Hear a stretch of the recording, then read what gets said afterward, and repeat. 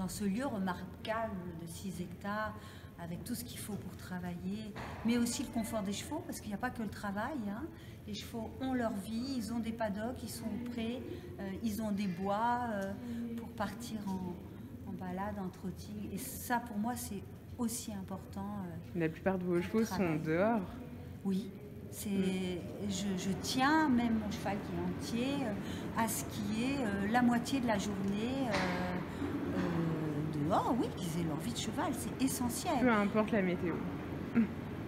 Alors, ils ont des abris, mais vous savez, si vous voulez qu'ils vous donnent leur cœur et si vous voulez qu'ils vous donnent en piste le meilleur d'eux-mêmes, il faut qu'ils soient bien dans leur peau, il ne faut pas qu'ils soient nourris de frustration, il faut qu'ils aient envie de collaborer et que ce soit un plaisir d'aller un peu dans le travail.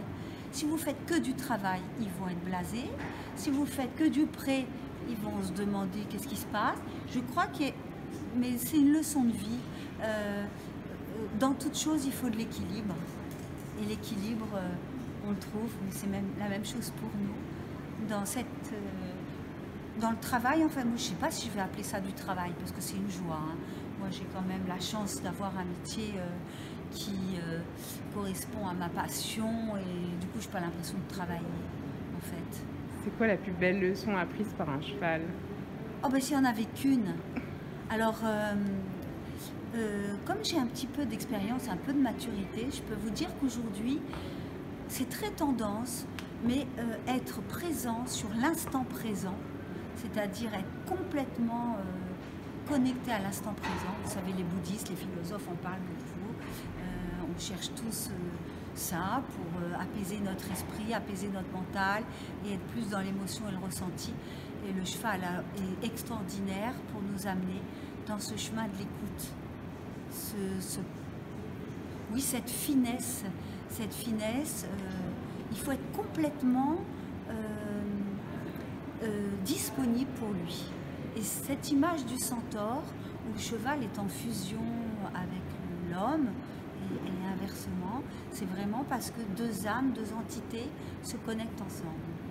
Voilà, c'est une forme de religion.